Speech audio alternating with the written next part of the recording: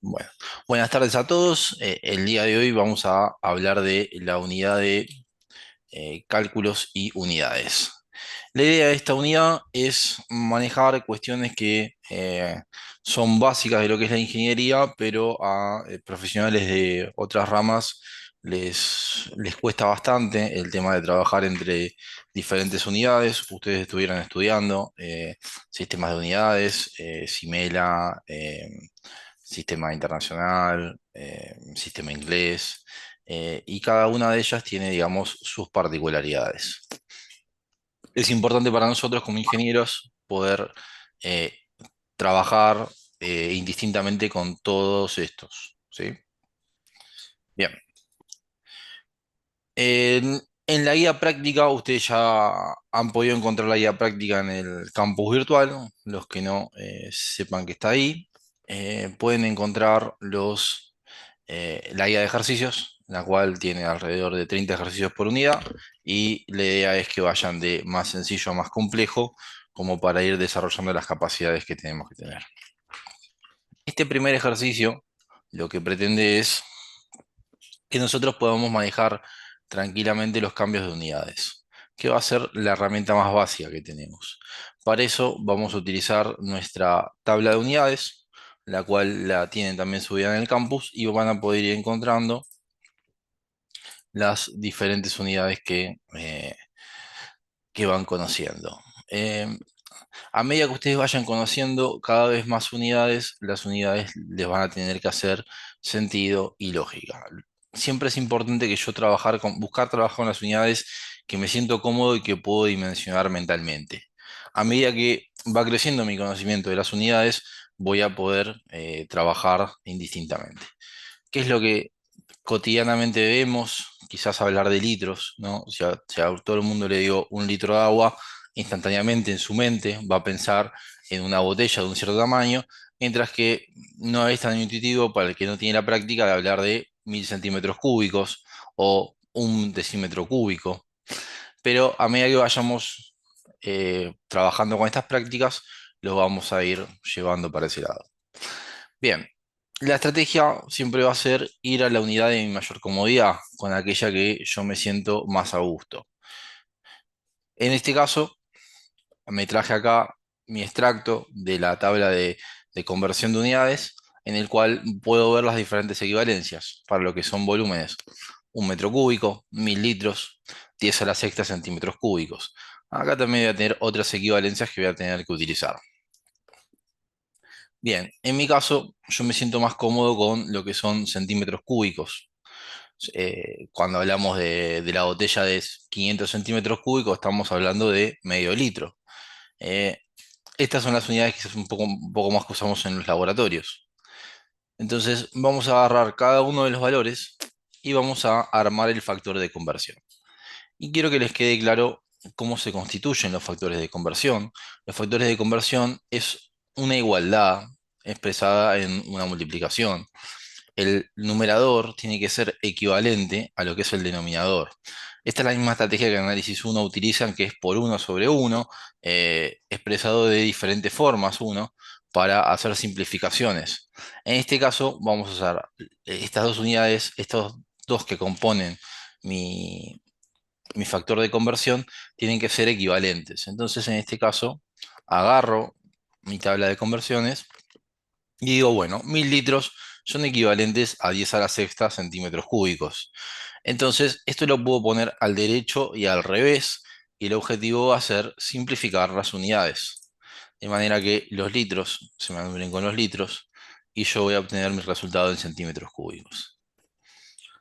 Para el segundo ejemplo, que me pide pasar de decímetros cúbicos a centímetros cúbicos, bueno, la equivalencia no la voy a sacar de aquí, de mi tabla de volumen, sino que la podría buscar en la tabla de distancia y ver que 10 centímetros son 1 decímetro. Y para el que lo sabe del secundario, mucho mejor.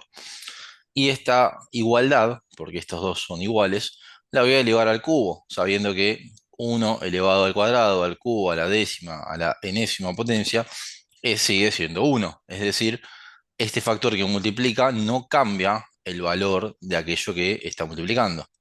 De manera que el denominador me va a quedar en decímetros cúbicos y se me va a anular con el numerador o con el número con el que estoy multiplicando. De esta manera podría hacer la conversión sencilla a centímetros cúbicos. Bueno, el tercer valor ya me lo dan en centímetros cúbicos y el último valor de mililitros voy a tener que saber la equivalencia, que un centímetro cúbico es igual a un mililitro, o si no, podría derivarla un poco de aquí, sabiendo que un metro cúbico es 1000 litros. Si yo trabajara con mililitros sería esto sobre 1000 y de metros cúbicos a centímetros cúbicos tendría la misma diferencia. Entonces, en este caso, convierto de mililitros a centímetros cúbicos y de paso aprendo que son unidades equivalentes. Por supuesto, la unidad que corresponde a lo que es el simela va a ser el centímetro cúbico, dado que la unidad básica es el metro. Tema que no estamos acostumbrados y nos tenemos que acostumbrar. Los problemas de esta materia y de todas las materias que van a tener de aquí en adelante van a ir creciendo de alguna manera en dificultad y uno se va a meter en la resolución del problema, pero les recomiendo encarecidamente que una vez que yo termino de resolver el problema, leo nuevamente la pregunta y que me dice compare y ordene en forma creciente, es decir, poniendo primero el más bajo y luego hacia arriba. Es muy común hacer bien todas las conversiones y escribir el resultado al revés por olvidarme de leer nuevamente esto. Sí, gracias ahí por el comentario. Ahí agregamos al compañero que estaba en la sala de espera. Bien, bien, con respecto a este primer problema, resulta introductorio y nos vamos a tratar de quedar con la idea de que vamos a empezar a tratar de pensar en factores de conversión. Al final de esta materia van a comprender el valor que tiene esto por sobre la regla de tres simple y la simplicidad que les va a dar. Como les dije en la primera clase que hablamos, hasta el primer parcial vamos a poder usar regla de tres simple. Yo les recomiendo, mientras antes me deshago de esa herramienta y me voy con una más poderosa, va a ser mejor. Pero el segundo parcial, si no, vamos a usar reglas de tres simple. Incluso no llegarían a resolver el parcial con reglas de tres simple. Bien, vamos a el segundo punto. El segundo punto nos dice, compara y ordena en forma creciente las siguientes temperaturas. Bien, en este caso tenemos diferentes unidades de temperatura, grados centígrados, Kelvin, eh, y en este todavía no le hemos complejizado más, eh, en el cual tenemos que compararlas. A diferencia del primer ejercicio, estos son unidades que no puedo aplicar lo que se llaman factores de conversión. ¿Por qué no puedo aplicar factores de conversión? Los factores de conversión parten de la premisa que el origen, de alguna manera, está puesto siempre a la misma distancia. Y lo que estoy cambiando es la forma de medirlo. Sin embargo, si yo pensara en los grados centígrados y en los grados Kelvin, su cero está completamente desplazado. Y la forma de cálculo va a ser distinta. Voy a tener que usar ya casi como una ecuación lineal eh, para cambiar entre uno y el otro. Y quiero remarcarle esto porque vamos a poder utilizar esos factores de conversión para muchas cosas, mientras que estemos hablando de unidades de lo mismo. Cuando en este caso estamos hablando de unidades de cosas distintas, ya no se puede hacer. Y esto vamos a llamar unidades del tipo absolutas y unidades del tipo relativas. ¿Por qué se llaman así? Las unidades relativas son las primeras que han aparecido o surgen por alguna práctica en particular, que se ponen relativo a algo. La escala de los grados centígrados se puso de acuerdo a la temperatura de fusión y la temperatura de ebullición del hielo. Fíjense que arbitrariamente dijimos 0 cuando el agua se congela y 100 cuando el agua ebulle o cambia a su estado de vapor. Sin embargo, Luego la ciencia nos ha enseñado que aquellas unidades que tomamos como arbitrarias y decidimos nombrarlas así, daban, estaban más ligadas a lo que sería otra forma de trabajar, en el cual si yo pudiera hacer una recta entre el movimiento de los átomos, vería que el cero estaría en menos 273 grados. Entonces, eso es lo que me da a entender que existe una cuestión natural que me diría que el cero de temperatura sería esos menos 273 o menos 273,15 grados centígrados o 0 Kelvin. Bien, para esto voy a tener que hacer, digamos, ya reglitas matemáticas en las cuales voy a llevar todo a la unidad que más me convenga o más cómodo me sienta. Voy a tratar de quedarme para cuestiones naturales o cuestiones que yo puedo dimensionar en grados centígrados, pero para cuestiones ya de la química muy específicas, como hablar del movimiento de las partículas, trabajaría con Kelvin. Entonces las llevo todas a grados centígrados y aplico el factor de conversión que me dice aquí, cambiando y volviendo como ya me saben hacer del curso de ingreso en una ecuación. Y aquí llegaría a los siguientes valores. 25 grados centígrados para el A, 273 Kelvin menos 273,15 me da menos 0,5 Kelvin. 100 grados centígrados lo tengo en la unidad que quiero. 297 Kelvin, le resto el valor de 273,15 y menos 101 grados centígrados. Y nuevamente leo la pregunta que dice, compare y ordene en forma creciente. Ok, menos 101, 0,15, seguimos con 23,85, 25 y 100. Es decir, E, B, D, C, A, C. Bien, ya que estamos hablando un poco de las temperaturas, vamos a aprender de lo que significan estas temperaturas, ¿no? Vamos a hablar de dos escalas relativas, como serían los grados Celsius y los grados Fahrenheit. Estas dos escalas surgieron casi simultáneamente en en lo que sería todo lo que sería habla inglés o angloparlante, y esto en lo que es más habla hispana o lenguas latinas, en el cual arbitrariamente decidieron poner dos puntos, que son estos que les comentaba. El 0 grados centígrados a la temperatura de congelación del agua y el 100 grados centígrados a la temperatura de ebullición. Mientras que los grados Fahrenheit arbitrariamente decidieron decir que la temperatura corporal de 37 grados centígrados era aproximadamente 100 grados Fahrenheit. Muy curiosamente, cuando se hizo esta determinación, la persona tenía temperaturas superiores a 37 grados, o sea, estaba con fiebre, y ese fue el que se decidió poner como los 100 grados Fahrenheit. Y el 0 grados Fahrenheit, que nos figura en esta tablita, está alrededor, es una mezcla frigorífica, porque les pareció muy arbitrario decir que era el punto cuando se congela el agua, porque el agua podía ser distinta, entonces se hace una mezcla con amoníaco, sal y agua, en una proporción y una concentración muy específica, y eso se determinó como el 0 grado Fahrenheit. Luego, como les contaba, con el avance de la ciencia aparecieron lo que son las escalas absolutas. Kelvin es la escala absoluta dentro de lo que sería grados Celsius y Rankine es aquella escala absoluta dentro de lo que sería Fahrenheit. Y estas, por supuesto, como ya era no arbitrario, sino cuestiones de física y química basadas en un experimento, el su cero está en el mismo punto. Es decir, que yo sí puedo poner factores de conversión para convertir Kelvin a Rankine. Y fíjense, de la nomenclatura hablamos de grados centígrados o grados Fahrenheit, Kelvin y Rankine.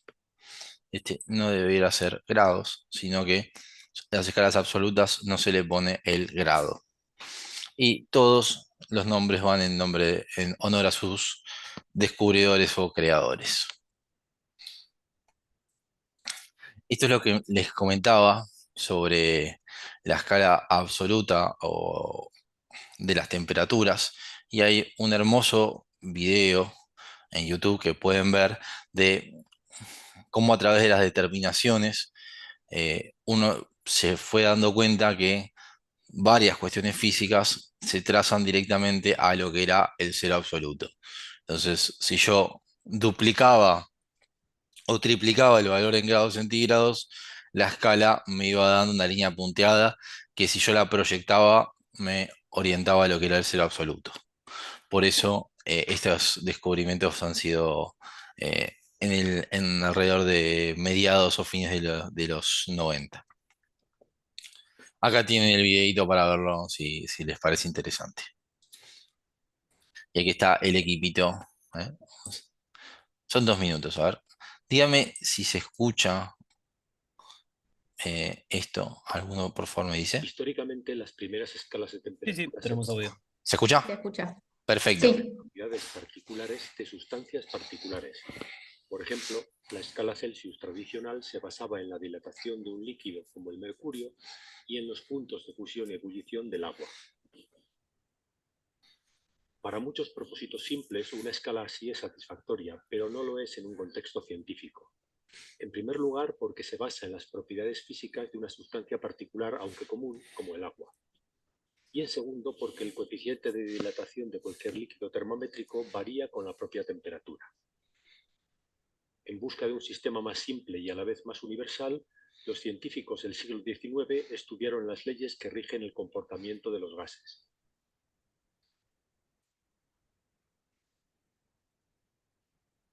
La presión de un gas varía con la temperatura. Elijamos un recipiente con gas, asegurémonos de que su volumen se mantiene constante y midamos su presión al tiempo que variamos su temperatura Celsius.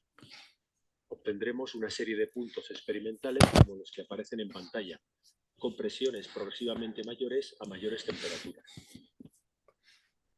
Ahora repitamos el experimento con otra cantidad distinta de cualquier otro gas, con el único requisito de que el volumen de su recipiente se mantenga constante. Tenemos una serie de medidas sin relación aparente con la anterior. Con un tercer recipiente y cualquier cantidad de otro gas diferente en su interior, obtendremos una tercera familia de puntos temperatura-presión, y así sucesivamente.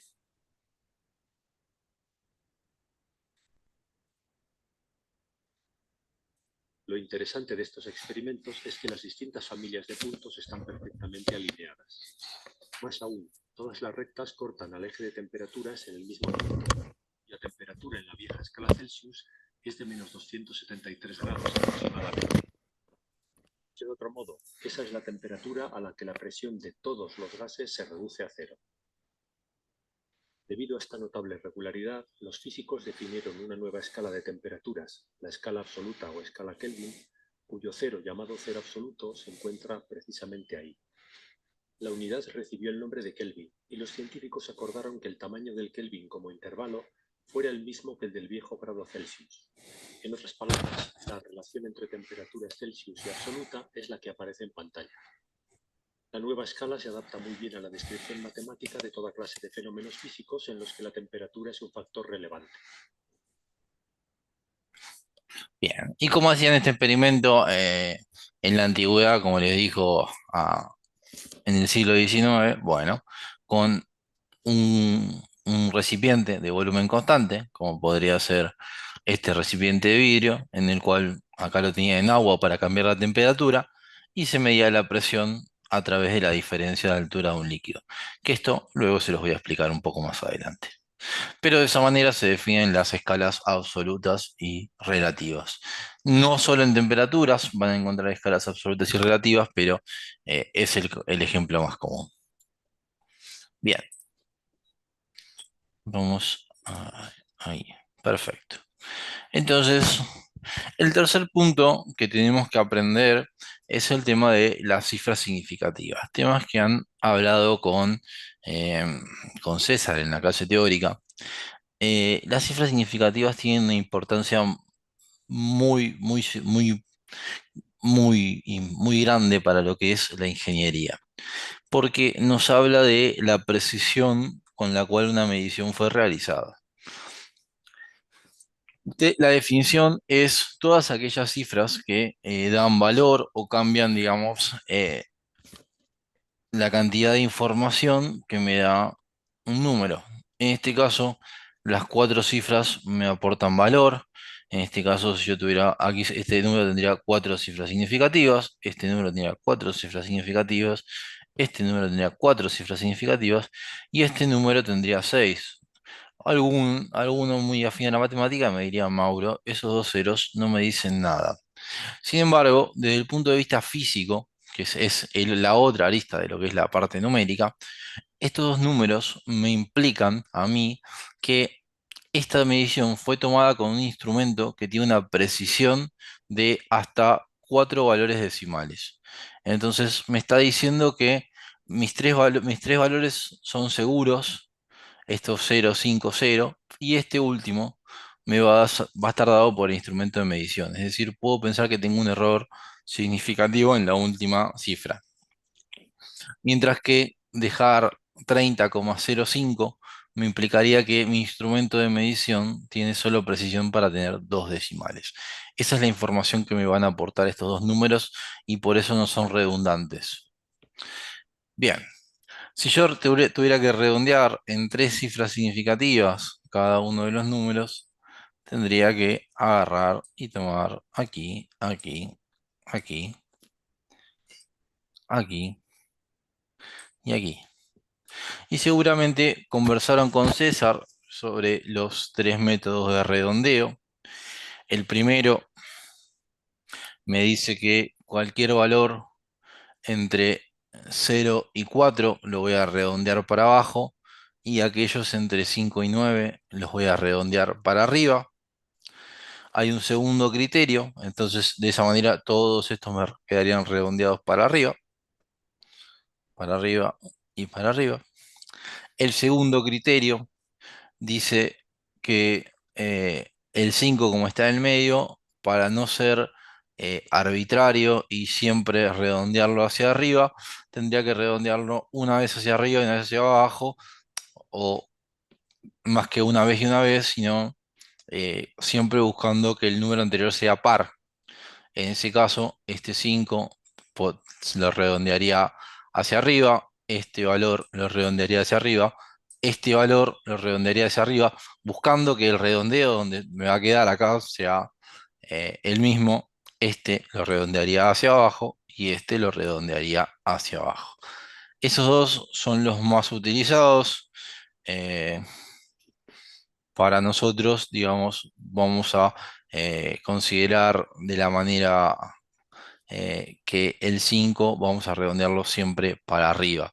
Los dos métodos son válidos y hay dos explicaciones por lo cual harían sentido uno o el otro. Pero me interesa más que sepan cómo redondear qué son las cifras significativas, porque eso va a ser muy importante para todo lo que son mediciones físicas y sobre todo de laboratorio en química. Bien, otra parte importante de lo que es unidades es la correcta nomenclatura. Vamos a hablar de los prefijos como... Profe, Sí, hay gente que quiere entrar a la reunión. gracias. Gracias, no vi el chat. Ahí está. Perdón, perdón, perdón. Ahí están. Cinco personas teníamos en la espera. Bien, gracias por interrumpir. Perfecto. Bien, volviendo al tema de nomenclatura, ¿no? Em, Como ingenieros muchas veces nos toca descifrar anagramas que nos dan otros ingenieros o materiales que vienen de otras fuentes. Entonces es muy importante lo que es el lenguaje correcto. Muchas veces, si yo puedo interpretar correctamente las unidades, ya puedo interpretar de qué me está hablando. Y va a ir por que las abreviaturas son específicas, las mayúsculas son mayúsculas, las minúsculas son minúsculas y me van a significar dos cosas distintas. En este caso, una n minúscula me estaría hablando del prefijo nano, es decir, 1 por 10 a la menos 9 metros, mientras que una n mayúscula me estaría hablando de newton por metro, una unidad de fuerza. Entonces, si yo pongo las unidades correctamente, las mayúsculas, las minúsculas y las abreviaturas correctas van a ser lo que me van a orientar. Una vez que yo ya interpreto bien las unidades, ya puedo darme cuenta de qué probablemente esté hablando. Bien, errores que vemos aquí. Kelvin, no son grados Kelvin. Utilizamos la K, no debemos confundirnos con grados Kelvin. Primer error. Segundo, la abreviación de segundos es S, no es seg.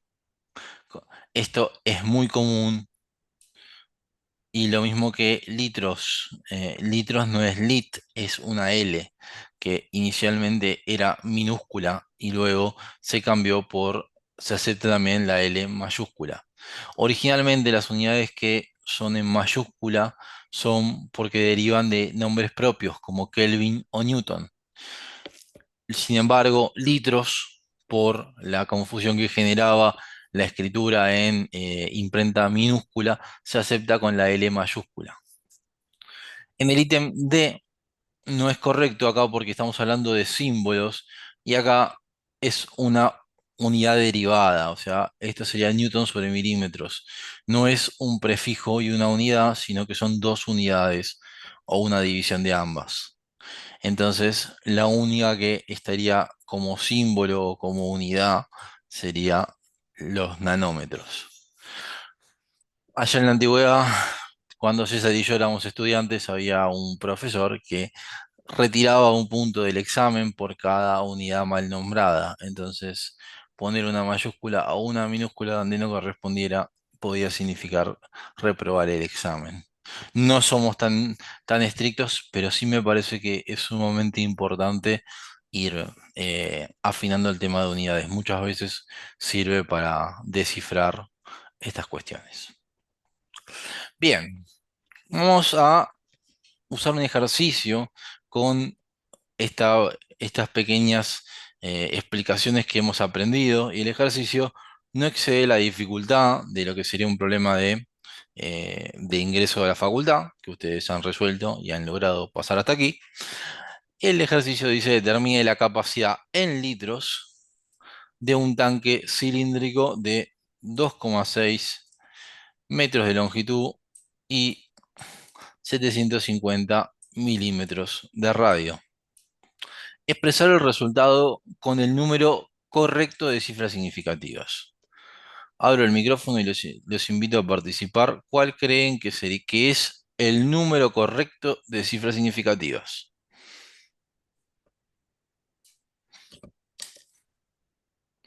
Pueden escribir, pueden hablar.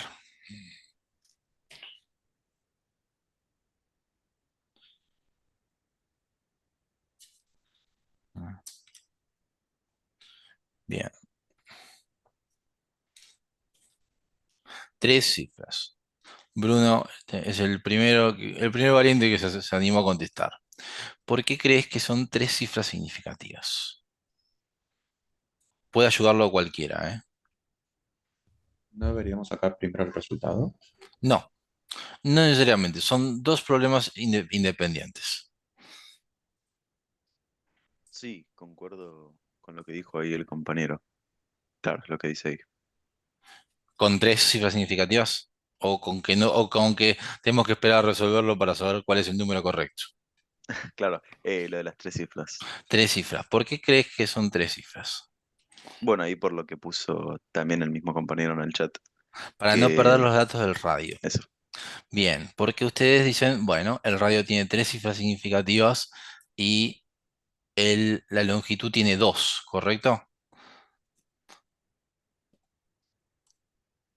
En todo caso, me parece que sean dos siguiendo esa lógica porque el cero del 750 no cambia el valor. Me perdí en la explicación. A ver, tenemos otro compañero. Bien, por lo menos, No, dale. perdón, profe. Sí, sí, No dale. deberían ser dos las cifras, ¿Por qué? porque no deberíamos ir al peor caso. Yes, correcto. Esa es la explicación correcta. El compañero que hizo identificó que tengo dos cifras significativas acá y tres cifras significativas acá. ¿Qué significa eso? Que el valor con menor precisión tomado es este. ¿Cuál es el tema? Yo no puedo dar más precisión de los instrumentos de los que extraje los datos, sino estoy generando falso conocimiento, vamos a decirle. Entonces, efectivamente, ese es el criterio. Tengo que tomar, identificar de los datos y ver cuál es aquel que tiene menos precisión, y esa es toda la precisión con la que voy a poder dar. ¿Qué hacíamos en el secundario? Acotábamos a donde nos parecía más lógico, lo cual no es un criterio válido para lo que es ingeniería. Bien, de esa manera, sí, ahora pasamos, ya dedujimos y pudimos leer bien el problema. Número correcto. Vamos a la resolución. La resolución, si supieran cuál es el volumen del cilindro, que es pi por radio al cuadrado por la longitud, y reconociéramos que el número pi tiene sus valores infinitos y por ser un número matemático no tiene cifras significativas, podríamos reconocer que la longitud es aquel que me va a acotar mis cifras significativas. De esa manera, recorto a lo que haría mi cuenta, pi por radio al cuadrado por longitud, que no dudo que lo sepan hacer, y acotaría en dos cifras significativas. Fíjense, esto al principio cuando lo hago me duele, porque digo, pero profe, tengo mucha más precisión, y yo les puedo decir, no. Todo esto es falsa precisión porque los datos de lo que partí no tienen más precisión que 2,6. 2,6 y para mí, como físico, químico, ingeniero, significa que es un número 2,6 y el último tengo una duda de más o menos 0,1. Es decir, ni siquiera estoy seguro que sea 2,6. Puede ser 2,5 o 2,7. Pero esa es la precisión que tengo en mis mediciones. De esa manera, acá les dejo la explicación. Debo identificar la cantidad de cifras significativas que tengo en los datos que comienzo a realizar. Viendo ambos datos, puedo identificar que tengo 2 y 3.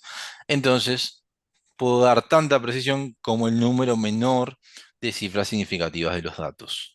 De esa manera, redondeo mi valor en 4,6. Fíjense, yo soy estado en el secundario, digo 4,59. Tres números me hubiese hecho sentido para una medida en metros cúbicos, pues estaba mal. Bien, vamos a hablar un poquito de presiones. Eh, el problema 17 habla de unidades de presión y nos dice calcule la presión en atmósferas indicadas en un manómetro conectado a un recipiente que se encuentra a 1,81 kilogramos sobre centímetro cúbico absolutos, siendo la presión atmosférica de 770 milímetros de mercurio. Bien, acá vamos a seguir aprendiendo el lenguaje y ahora que saben ustedes sobre unidades relativas y absolutas, lo van a entender todavía más rápido. Ya entendemos bien que son unidades relativas y absolutas. Bueno, lo mismo pasa con la presión. Si bien la presión no es una cuestión física lo que me ha determinado un nuevo cero, tengo el problema que yo la presión generalmente la mido comparado con algo. Y ese comparado con algo suele ser la presión atmosférica. Entonces yo mido cuánta presión tiene un recipiente más que la presión atmosférica. La presión atmosférica es el mar en el que estamos todos inmersos en el día a día. Eh, Como dice un científico, estamos inmersos en un mar de oxígeno. Y todo eso genera una presión. Entonces, el instrumento más normal para medir presión es un manómetro. ¿Y cómo funciona este manómetro? Tiene una boquita por abajo, donde entra la presión de algo, y una boquita por arriba. ¿Y qué suele hacer? Medir la diferencia de presión entre lo que tengo abajo y lo que tengo arriba. Normalmente, lo que está arriba va a tomar la presión atmosférica y lo que está abajo lo voy a enroscar en un recipiente.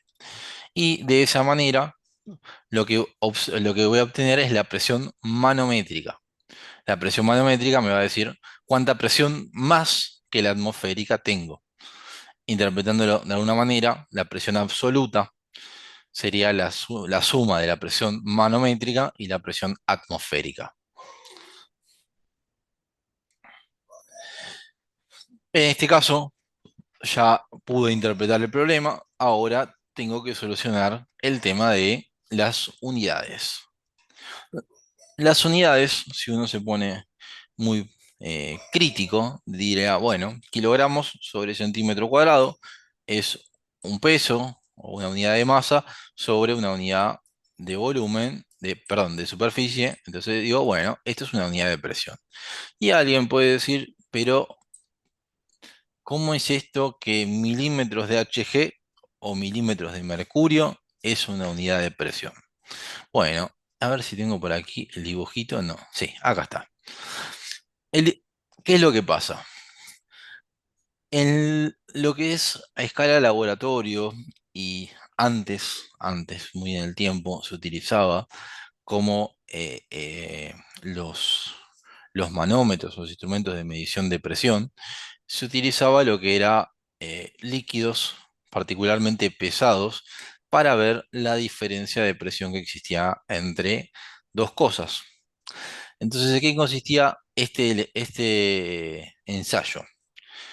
Con el objetivo de medir la presión atmosférica, pues la presión atmosférica hace efecto sobre este recipiente, pero sin embargo no sobre aquí adentro de mi tubito de ensayo, porque esto lo tenía cerrado y luego lo di vuelta.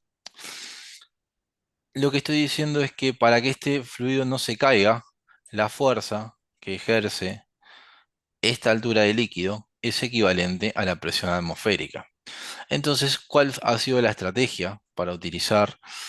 Hemos buscado el líquido con mayor densidad que conocemos, en este caso el mercurio, porque la fuerza que ejerce todo este mercurio depende de su densidad. Entonces, yo con esos 760 milímetros, o serían casi 0,76 metros, puedo medir diferencias de presión de hasta una atmósfera. Y también existe lo que se llama los metros de columna de agua. ¿Qué es lo que pasa? La densidad de este fluido, si no me equivoco, estaba alrededor de 13,6. Mientras que la densidad del agua, ya la conocen, que es de 1. Es decir, si yo quisiera medir diferencia de presión con lo que se llama columna de agua, tendría que ser 13 veces mayor, 13,6 veces mayor la altura que haría la misma presión. Esto se utiliza cuando yo quiero saber, por ejemplo, a instancia de campo, donde en la extracción de petróleo, para saber la presión que tengo de un fluido que quiere salir, entonces la comparo con una columna de agua, que es mucho más económica y mucho más conseguible que conseguir una gran cantidad de mercurio. Pero si se fijan, este ejercicio que miramos, esta cuestión teórica que estábamos mirando al principio, aquí lo que hacemos es medir la diferencia de presión con esta diferencia de altura, es la que me equipara la presión de aquí. Entonces, esta diferencia de altura me habla de la diferencia de presión. Y por eso hablamos de milímetros de mercurio para hablar de unidades de presión. Bueno, de esa manera ya no me molestan los valores y ahora que puedo interpretar todo correctamente, puedo pasar a resolver el ejercicio aplicando los factores de conversión correspondientes que voy a encontrar en mi tabla de unidades. El primer factor de conversión va a ir entre atmósferas y kilogramos sobre centímetro cúbico, y el segundo factor de conversión va a ir entre atmósferas y milímetros de mercurio. ¿Por qué lo llevo a atmósferas? Porque esto es donde yo me siento más cómodo, sabiendo que la presión atmosférica es algo que escucho todos los días, eh, y estamos hablando de una atmósfera. El que escucha mucha radio AM me puede hablar de los hectopascales también. Pero eh, de vuelta, siempre llévenlo a aquello que les sea más cómodo, y con la experiencia les van a ser cómodas todas las unidades. Bien, presión manométrica, suma, o en este caso la resta de la presión absoluta menos la presión atmosférica. Bien, esto ya lo conversamos, de qué son los milímetros de mercurio. Y acá está este dibujito más prolijo donde este vacío y la fuerza que hace la presión atmosférica me equivale a la fuerza que hace esta columna de mercurio, y por eso no se desplazan. 13,55, ahí está la densidad. Mi memoria no era tan buena.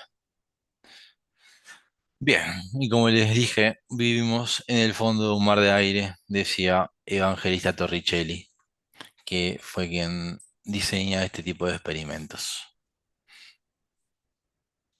A quien le interesa ver este videito si ya dura unos 10 minutitos. Pero yo les voy a dejar las diapositivas para que les interese ver un poquito de esto, de esta historia de la ciencia.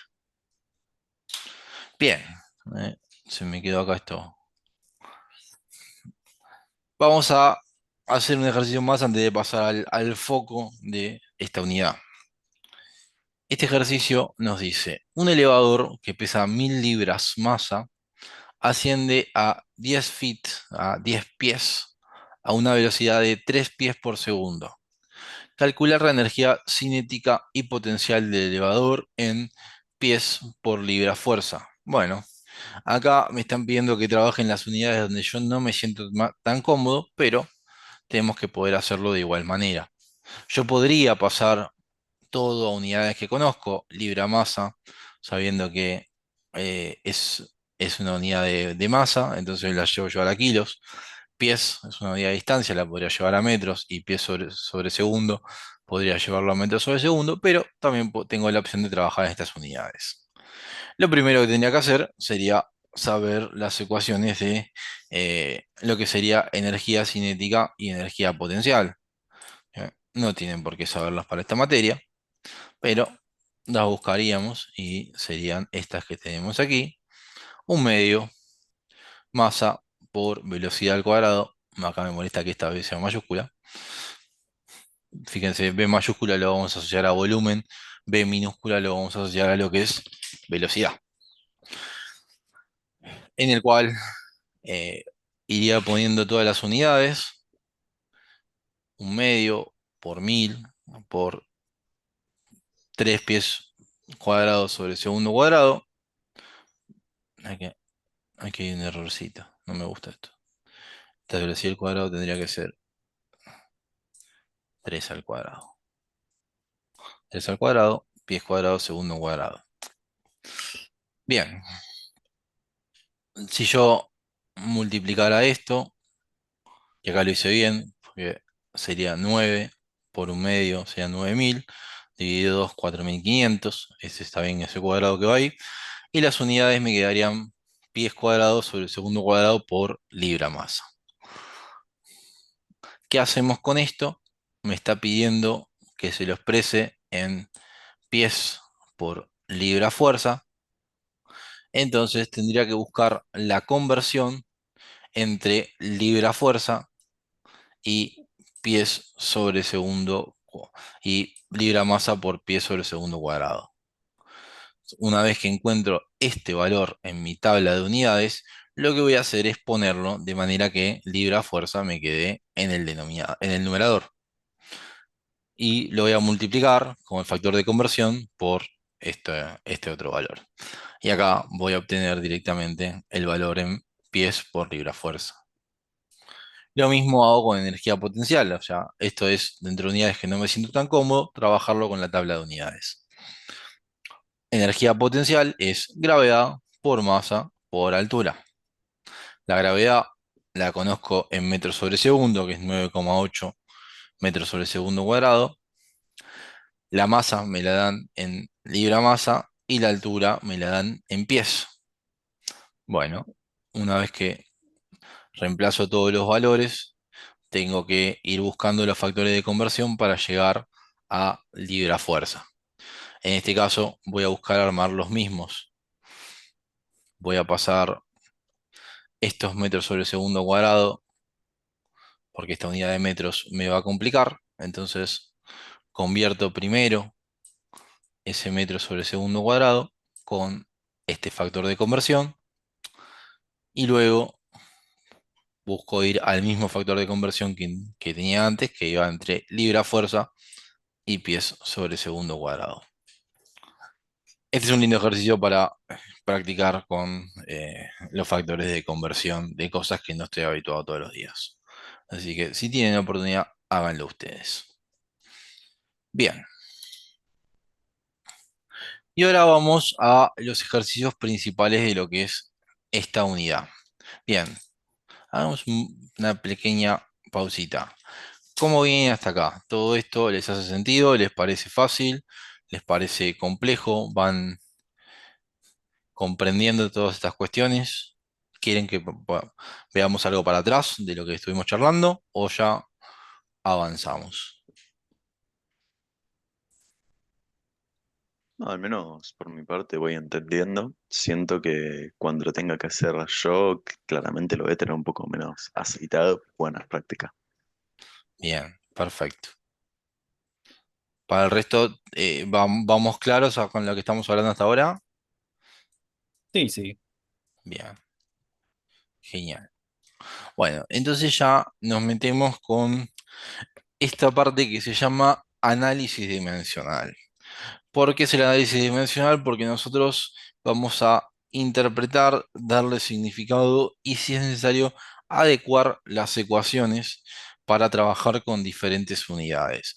Esto sería como ya la última herramienta que eh, ya trabajar con diferentes unidades a las personas le cuesta. Realizar esta parte del análisis dimensional les diría que es algo muy específico de los ingenieros.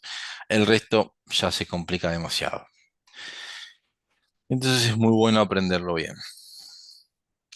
El ejercicio nos dice, la reacción de A que se transforma en B se lleva a cabo en un reactor de laboratorio. De acuerdo con la ley de velocidad de reacciones propuesta, la concentración de A debe variar con el tiempo de la siguiente forma. Concentración de A es igual a la concentración de A cero por E a la menos K por T, donde Ca cero es la concentración inicial de A en el reactor y K es una constante. Bien, cualquiera sea el problema, digamos, nosotros no tenemos por qué saber la ciencia que está detrás, pero sí vamos a entenderlo como que es una ecuación que relaciona cuestiones físicas y nosotros les vamos a poder encontrar un sentido a esa ecuación. Esa es la base del análisis dimensional. A veces las unidades les van a explicar incluso de qué está hablando esta ecuación. Si Ca y Ca0 se proporcionan en libra-mol sobre pie cúbico y el tiempo en minutos, ¿cuáles son las unidades de K? Esa es la pregunta A. La pregunta B sería exprese cada una de las unidades en Simela. Y la pregunta C, ya diría, si a tiempo, un minuto, la concentración de A es 0,84 libra-mol sobre pie cúbico y a tiempo igual a 2 minutos, la concentración de A es 0,56 libra-mol sobre pie cúbico, calcular K. Nota, entiéndase que Ca0 es una constante y su valor no varía. Es una aclaración que les hago de cuando generalmente tienen los valores con un subíndice cero, estamos hablando de que son constantes. Bien, para el punto A, lo que tenemos que saber son las reglas dimensionales de lo que son las ecuaciones. Y acá voy a hacer una pausa para hablar de lo que son. eh, Nosotros tenemos lo que son ecuaciones que van a seguir todas las reglas físicas y tenemos otro tipo de cuestiones que salen de valores experimentales y no van a respetar el análisis dimensional, que las van a conocer un poquito más adelante, a partir del tercer o cuarto año. Pero para todas las cuestiones físicas en general, estas ecuaciones cumplen lo que es el análisis dimensional. Entonces, la primera regla que vamos a aplicar es que los exponentes deben ser adimensionales. Entonces, Ca igual a Ca0 por E a la menos K por T, sabemos que este exponente va a ser adimensional. Es decir, que no tiene unidades. Por lo tanto, las unidades de K se tienen que anular con las unidades de T. Expresado esto como ecuaciones, lo que yo digo es que K por T, cuando aplico aquí un corchete entre la igualdad, estoy diciendo que son únicamente iguales en unidades, no necesariamente en valores. No es que K por T sea 1, significa que las unidades de K por T son adimensionales. Otra forma de expresarlo también correcta, vamos a escribírselos aquí. Esperen que agarro mi pluma. Sería decir las unidades de K por las unidades de T son iguales a las unidades de 1, es decir, a ser adimensionales. Ambas son correctas, ¿sí? Estos corchetes me dicen que no estoy hablando de sus valores ni de sus módulos, sino únicamente de sus unidades. Entonces, K por minutos es igual a, en unidades a la dimensional, y si paso el minuto dividiendo, sé que K es 1 sobre minuto. Sé que en este caso quizás es un poco evidente que K es 1 sobre minuto, pero cuando tenga más unidades va a ser más cómodo trabajar con este sistema. El punto B lo que me está pidiendo es identificar cuáles serían los parámetros que tendría que poner en el CIMELA. Entonces tendría que ir cambiando todas las unidades al CIMELA. Para lo que sería CA y CA0, que hablamos kilogramo mol sobre metro cúbico, en cambio de kilogramo mol sobre pie cúbico, porque la unidad de distancia ya no es, pie, pasa a ser metro. Mol no sale de las unidades básicas, sino más bien que es una cantidad. Entendamos que un mol, como ustedes saben, es 6,02 por 10 a la 24. Como estamos acostumbrados a hablar de moles de átomos, podríamos hablar de moles de pájaros y podríamos hablar de moles de sillas. Estamos hablando de 6,02 por 10 a la 23 pájaro o 6,02 por 10 a la 23 sillas.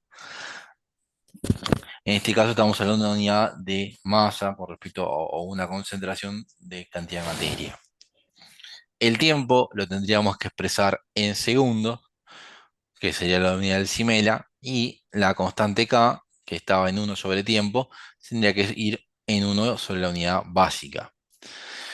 Un ejercicio más complejo que este nos pediría ir aplicando los factores de conversión para que esta ecuación, como me la dan, a adecuarla al CIMELA. Y ahí podría ir poniendo factores adelante de los números que vayan corrigiendo estas diferencias.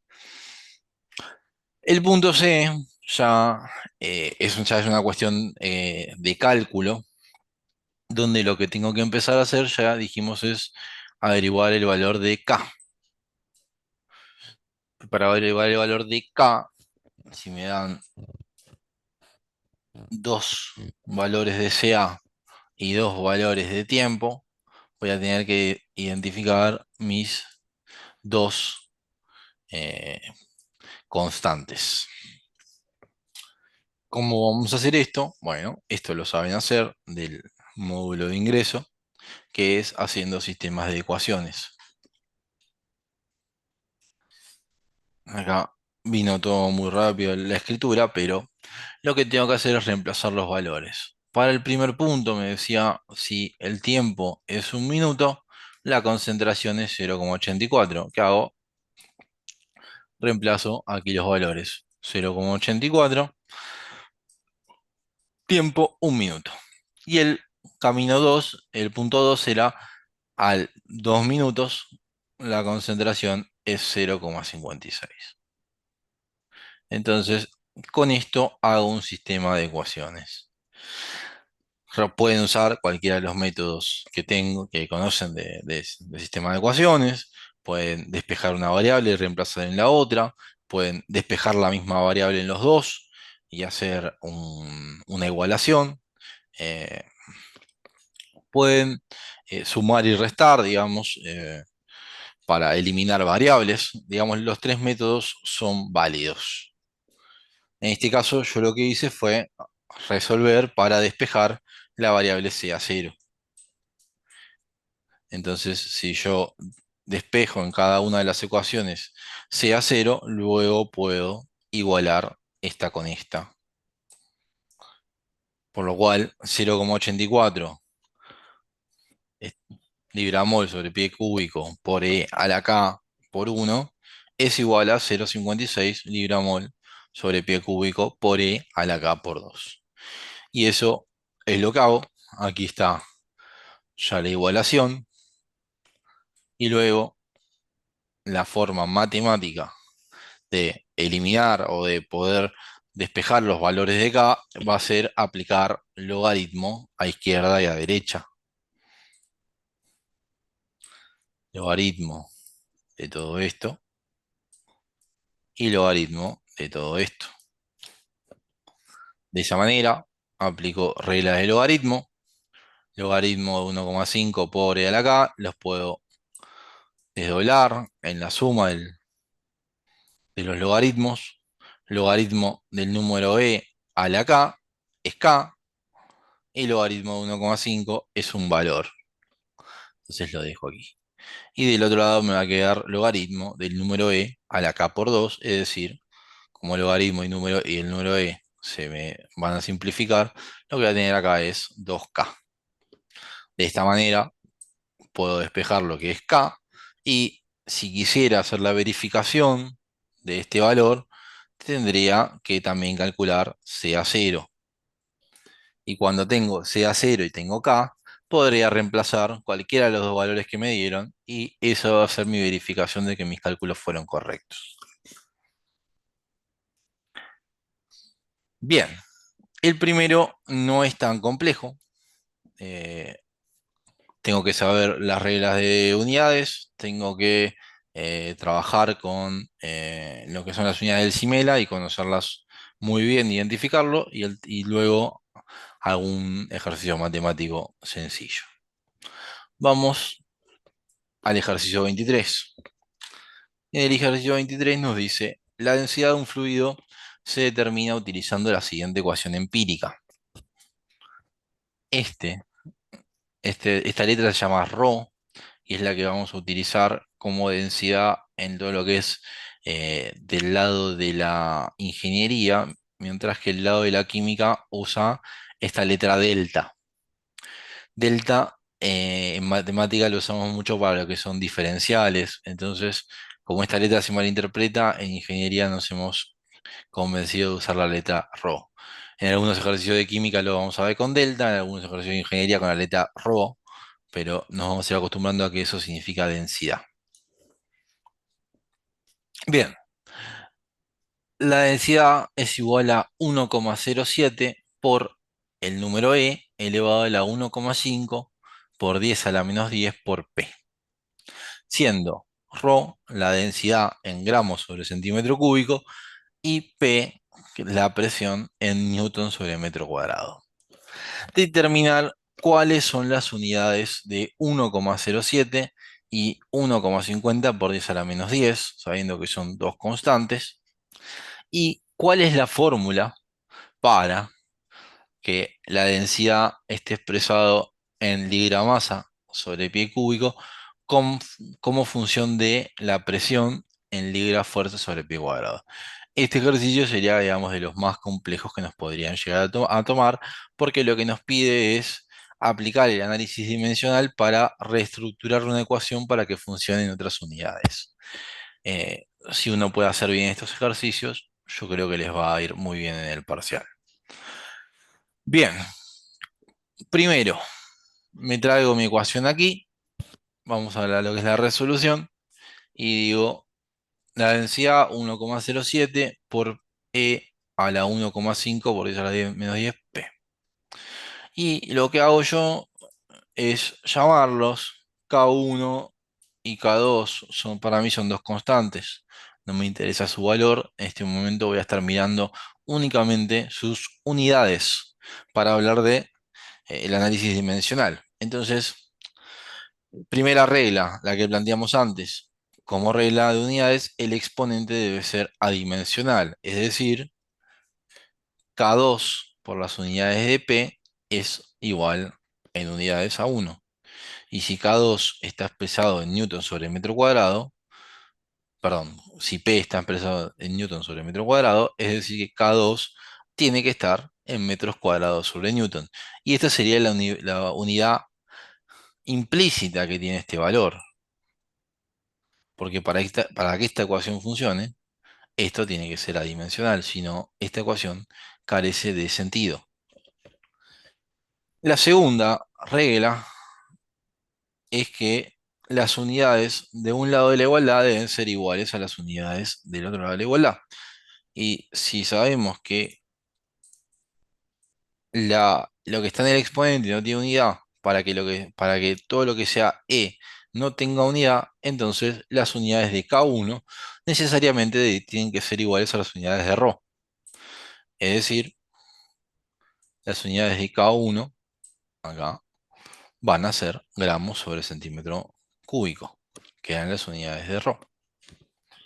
Bien, sabemos qué unidades tiene cada una de las constantes que tenía eh, sus valores implícitos. Ahora tenemos que ver cómo vamos a variar sus valores para que esta ecuación funcione con los valores como nos los han pedido. Bien, ¿qué nos pedía el ejercicio? Siempre volver las veces que sea necesario al ejercicio. ¿Cuál es la fórmula para que ρ ahora esté en libra masa sobre pie cúbico como función de la presión en libra fuerza sobre pie cuadrado, perdón, sobre pulgada cuadrada? Partiendo de la ecuación ρ, bueno, acá tenemos la ecuación que estamos trabajando. Entonces, debo convertir los factores para que sirvan en las unidades solicitadas. ¿Cómo sería esto? La densidad la tengo que pasar desde gramos sobre centímetro cúbico a esta unidad de libra masa. Acá tengo la equivalencia. Y esto lo voy a usar en un factor de conversión. Y luego, bueno, voy a hacerlo por partes. Pensé que iba a aparecer la de la presión. Eh, Aquí tengo mi valor 1,07. Fíjense que este es en función de este.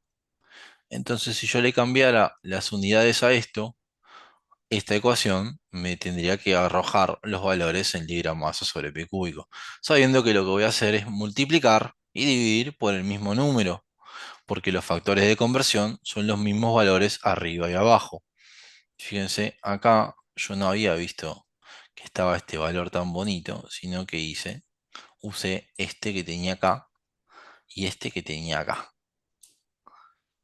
Entonces lo hice más lento, pero también está bien.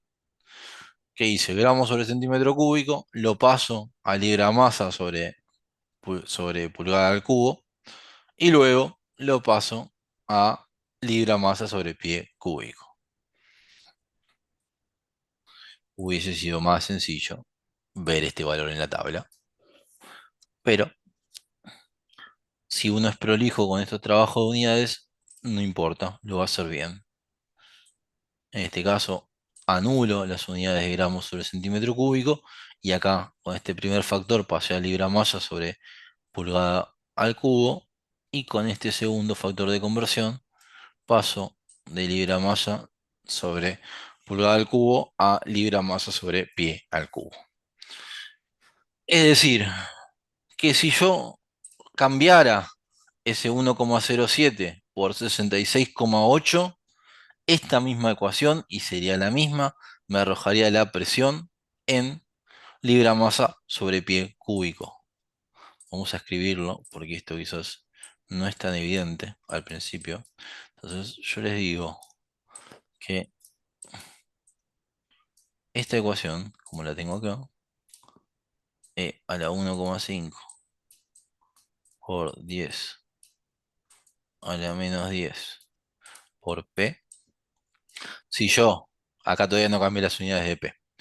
Si yo usara la presión como la tenía acá en newton sobre metro cuadrado, me arrojaría las unidades de densidad en libra masa sobre pie cúbico. Lo que hice fue adaptar una ecuación. Vamos ahora a adaptar el segundo factor para que pueda usar la presión en la que me piden, libra fuerza sobre pulgada cuadrado. Bien. La segunda adaptación a esta ecuación sería cambiar este valor de 1,5 por 10 a la menos 10. Ahora, para eso tendría que buscar la equivalencia. No me traje la tablita para esto. En este caso, yo no encontré en la tabla la equivalencia para esto, pasarlo a liberar fuerza, entonces convertí una a una las unidades. ¿Qué significa? Primero cambié el newton a libra fuerza, entonces busco la equivalencia en la tabla de fuerza entre newton y libra fuerza. Y luego cambio la unidad de distancia al cuadrado por inch al cuadrado. Y de esta manera convierto este 1,5 en el valor que debo hacer para que en cambio de hablarme de metros cuadrados sobre newton, me hable en pulgadas cuadradas sobre libra fuerza. Bien, ¿cómo me queda la ecuación? Cambié las dos constantes. Ahora, mi constante 1 es esta y mi constante 2 es esta que calculé recién. Y esta ecuación voy a poder poner mi presión en libra fuerza y obtener mis unidades de densidad en libra masa o viceversa. Poner mis unidades de densidad en libra masa y obtener mi presión en libra fuerza. Se modificaron las unidades de las constantes para que cuando P se indique en libra fuerza, el resultado del cálculo de densidad me otorgue libra masa. Esta es una herramienta muy valiosa que ya les digo que poca gente puede realizar. Entonces, uno termina haciendo estos trabajos como para adaptarle la ecuación para que otro pueda trabajar de manera sistemática. Si el día de mañana yo tenía un manómetro que medía en libra fuerza sobre pulgada, pasé a un manómetro que me impide en newton sobre metro cuadrado. Y lo único que tengo que hacer es adaptar mi ecuación. Se pudieron seguir este análisis dimensional. Esto lo encuentro como uno de los temas quizás un poco más complicados en esta instancia.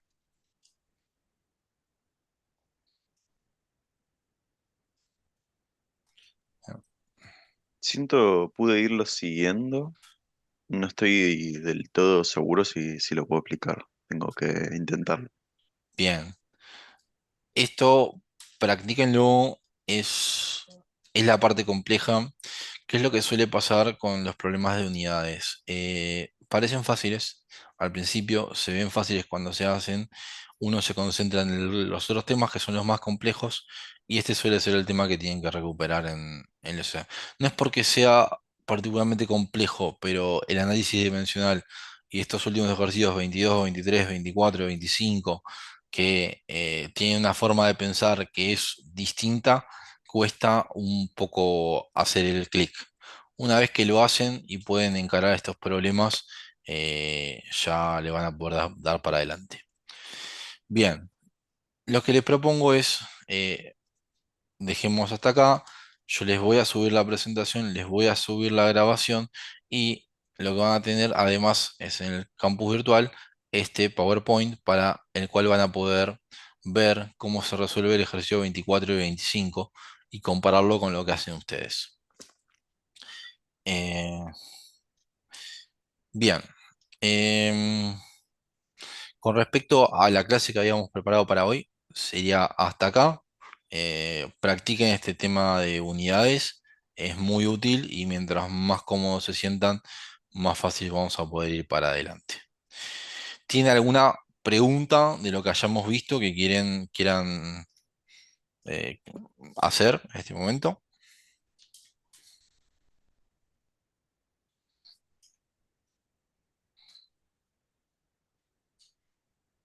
No ahora, tal vez durante la semana, si en algún foro pregunte por algún ejercicio, más que Excelente, ahora.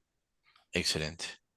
Bueno, entonces tengan unas felices Pascuas y un excelente fin de semana y estamos hablando mail, foro, lo que haga falta.